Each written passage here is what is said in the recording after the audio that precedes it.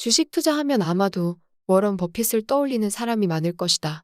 주식 투자만으로 갑부가 되었을 뿐 아니라 현명한 투자 철학으로 전 세계 많은 투자자에게 길을 안내해준 인물이기 때문이다. 나는 버핏이야말로 자본주의를 가장 잘 이해하는 사람 중 하나라고 생각한다.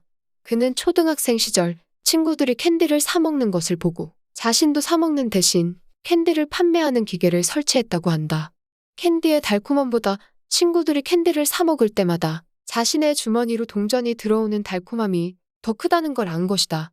여기서 발견되는 한 가지 더 놀라운 사실은 어린 버핏이 자기가 생각한 바를 직접 실천에 옮길 수 있었다는 점이다. 만약 초등학생인 내 아이가 친구들 캔디 사 먹고 있을 때 캔디 자판기를 설치한다면 한국 엄마들은 뭐라고 할까? 왜 그렇게 별난 짓을 하냐며 동네 창피하다고 하지 않을까?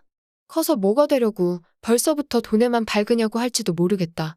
한국 엄마들이 자녀에게 가장 많이 하는 말은 남들보다와 남들처럼이다.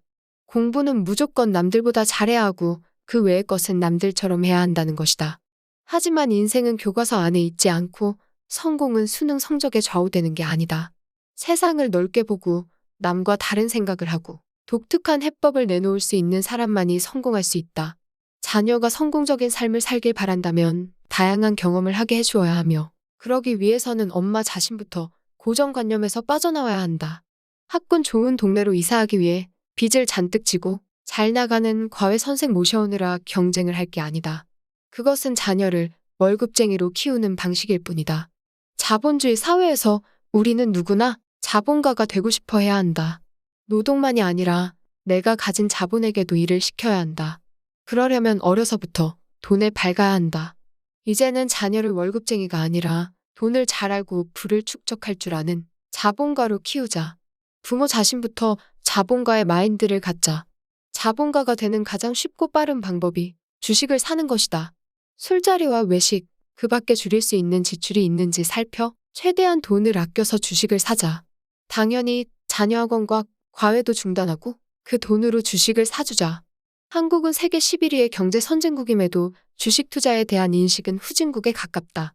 미국과 같은 선진국에서는 젊었을 때 노동력을 통해 돈을 벌어들이고 그 돈을 국가연금과 퇴직연금 등을 통해 주식에 투자한다. 수십 년 후 노년에 이르면 그동안 투자한 자본의 결실을 가지고 여행도 다니고 취미생활을 하며 여유롭게 보낸다. 만약 한국 엄마들이 노동력과 자본 둘 다에게 일을 시켜야 한다는 것을 좀 더 일찍 알았더라면 자식들 교육비는 물론 부모 자신들의 노후를 대비하기에도 충분한 돈을 모았을 것이다. 얼마 전 우연히 한 학부모를 만났다. 특별히 잘 사는 편은 아니지만 부부가 둘 다 일을 하고 있으니 별다른 어려움 없이 생활하는 정도라고 했다. 마냥 일에 쫓겨 살았을 뿐 노후에 대해 특별히 생각해 본 적은 없다며 보험 있고 연금 있으니 그럭저럭 되겠지 하는 생각이었다고 한다. 그러다가 신문에서 노후 대비와 주식 투자에 관한 내 기고문을 읽고 시간을 내서 자산 현황을 검토해 보았단다. 결과가 충격적이었는데 막연히 기대했던 바와 달리 연금 수령액이 형편없이 적더라는 것이다. 그래서 남편, 아이와 상의해 적립식 투자를 시작했다고 한다. 그간의 사연을 짧게 들려준 그분은 이런 생각을 하게 해주셔서 감사합니다라고 했다.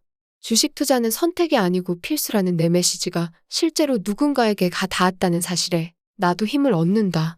이처럼 한 사람 한 사람이 변화한다면 우리 미래는 더 밝아질 것으로 믿는다. 다시 한번 강조하건대 주식 투자는 오랜 시간을 두고 해야 한다. 누구에게나 주어지는 시간이라는 자원을 조금이라도 일찍 내 편으로 만들어두는 것이 더 큰 열매를 얻는 비결이다. 미루지 말고 지금 당장 시작해야 한다. 부자가 된 사람들의 공통점은 즉시 행동에 옮긴다는 것이다. 잘못 쓰이는 자금을 노후 준비를 위해 투자해야 한다. 수입의 10%를 무조건 주식에 투자하고 사교육비를 주식으로 바꿔라.